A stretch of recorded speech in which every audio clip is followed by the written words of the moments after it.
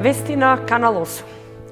Директорите на платежната агенција и на Агенцијата за храна и ветеринарство беа во работна посета на свињерска фарма во Блатец, која искористила неповратна финансиска подршка од државниот буџет за нејзин развој.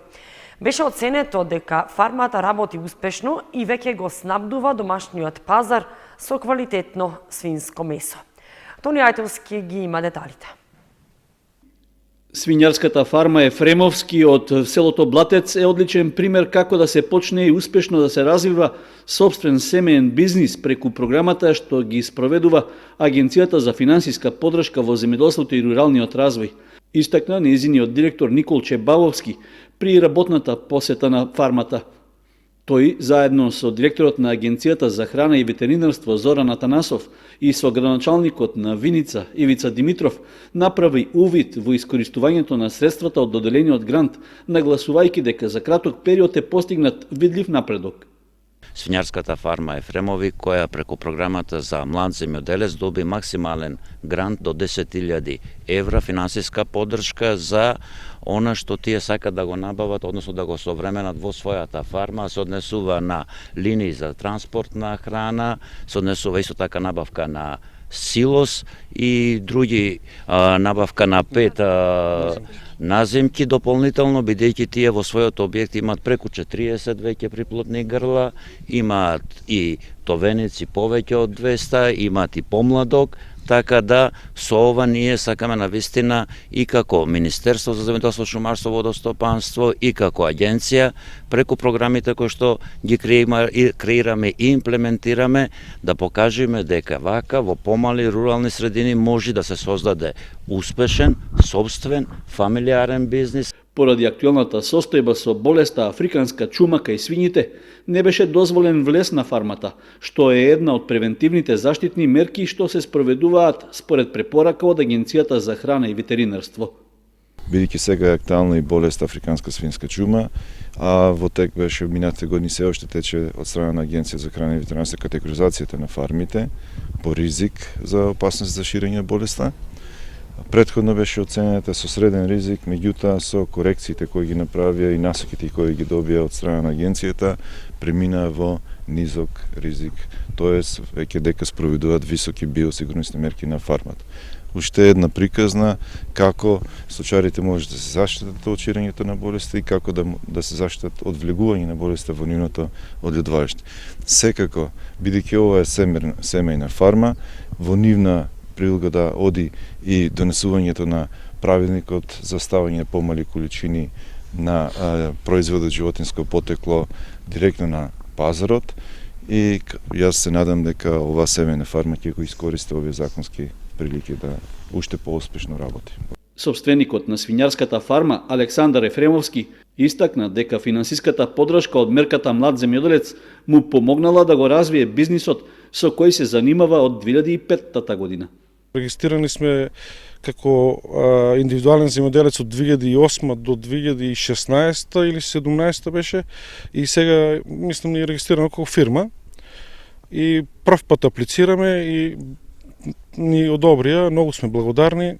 Пласманот на месото, имаме собствена месара во Кочани, таму го пласираме месото, а храната ја добиваме од познати дистрибутери од Светеникора, од Виница, што работат со сточна храна заради сигурност.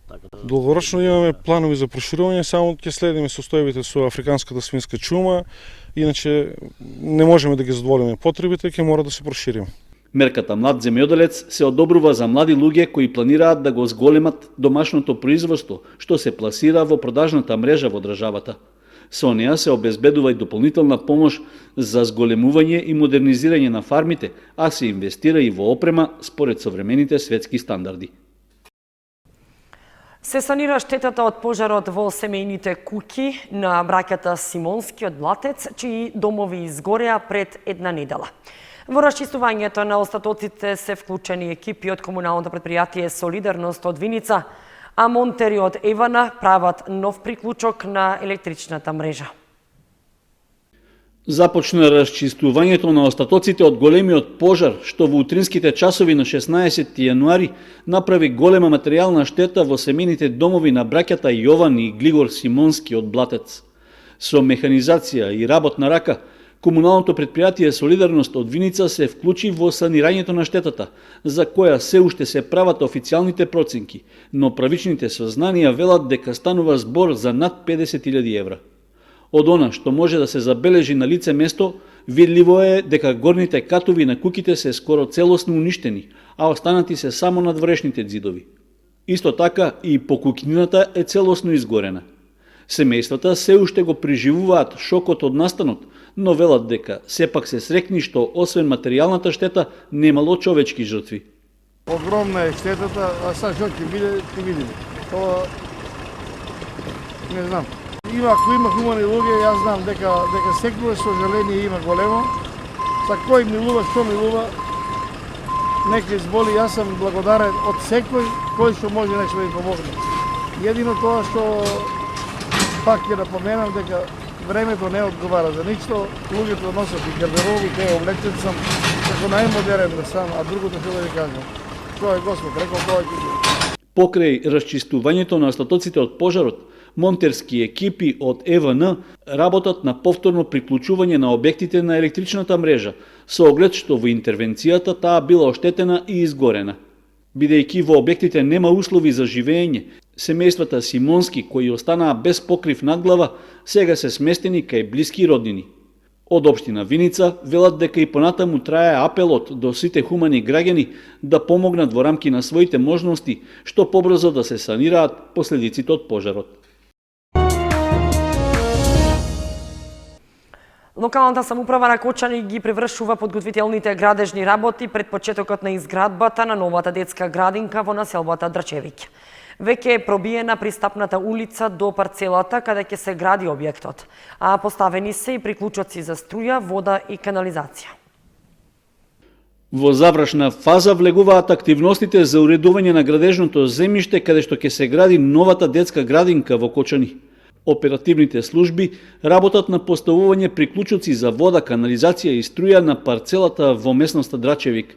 До крајот на јануари, изведувачот на работите, што беше избран по јавна постапка, ќе биде воведен во градежните работи. Во изградбата на новата детска градинка во Кочани општината учествува со реализација на објекти од комуналната инфраструктура. Изгради јавен пат, водоводна, фекална и атмосферска канализација, како и друга инсталација со приклучоци до градежната парцела. Изведбата на оваа инфраструктура се изврши според деталниот урбанистички план за градската четврт број 9. Реализацијата на проектот за нова детска градинка во населбата Драчевик во Кочани е во рамки на проектот за подобрување на социјалните услуги што се реализира од страна на Министерството за труд и социјална политика, а со финансиска поддршка од Светска банка. Целта е да се зголемат капацитетите за сместување на деца од предшколска возраст.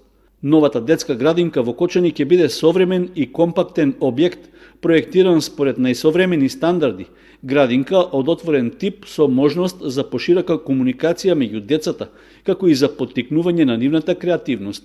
Објектот ќе има и најсовремена фотокаталитичка фасада, што ќе дава ефект на 40 дрвца и ќе го прочистува воздухот во околината на градинката. Во почетокот на идниот месец ќе се одржи работна средба со работодавачите од Кочани на која ќе се разговара за потребите на локалните фирми од вработување на стручен кадар.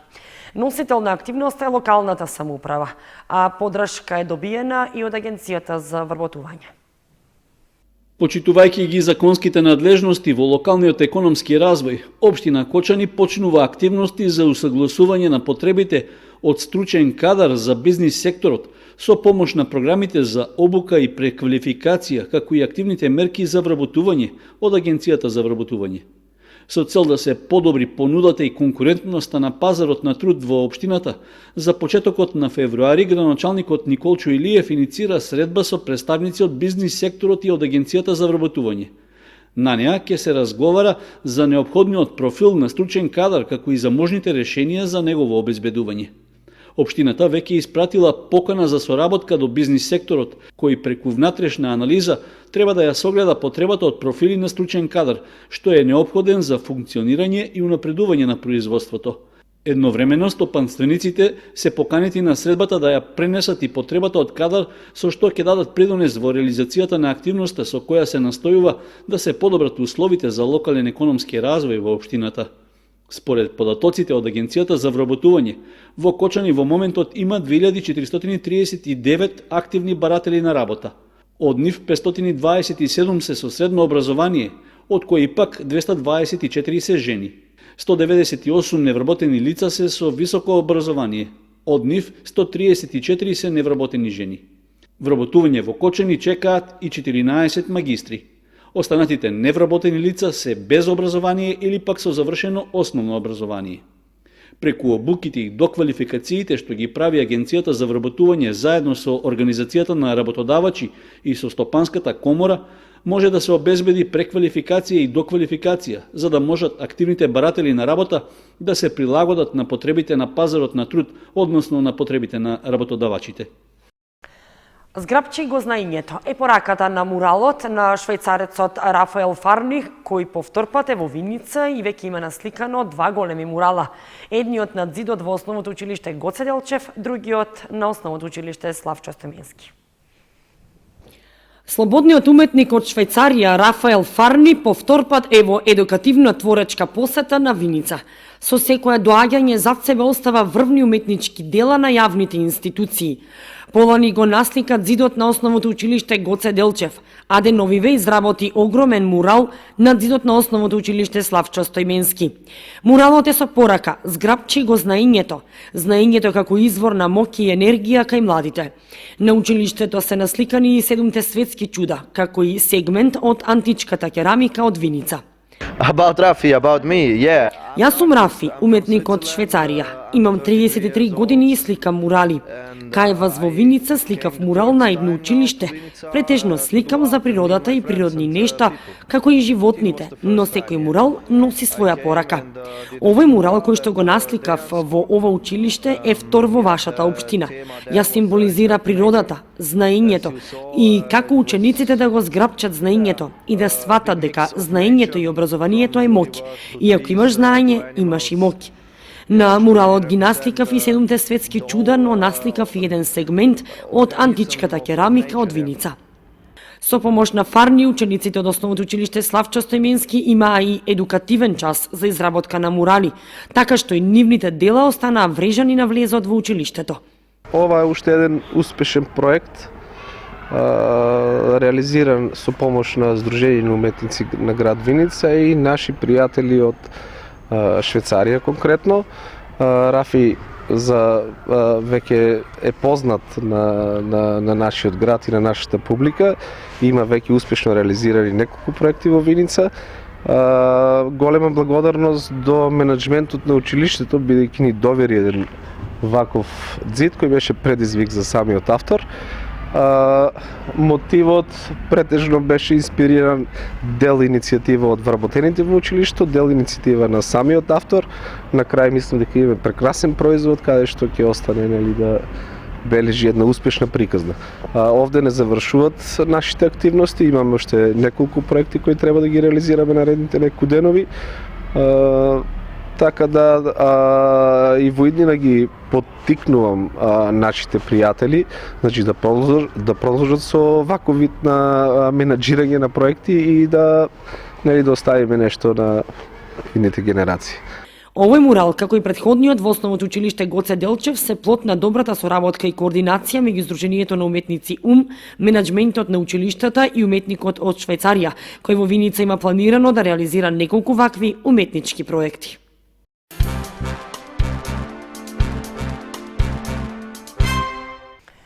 Да се одземе човечки живот представува тежок и незамислив акт, но да се одземе сопствениот живот представува акт против сопствените инстинкти за преживување. Затоа се поставува прашањето зошто луѓето се одлучуваат на ваков чекор и си го одземаат животот. Според психолозите, самоубиствата најчесто произлегуваат од психолошки растројства и растројства на личноста. Канал 8 истражување за причините за самоубиствени помисли по последниот случај пред 2 дена, кога средновечен човек се самозапали во трговскиот центар. Пред само 2 дена средновечен маж се самозапали во трговскиот центар полевајќи си бензин. Ланската година имаше случај на самоубиство со труење на жена која остави малолетно дете.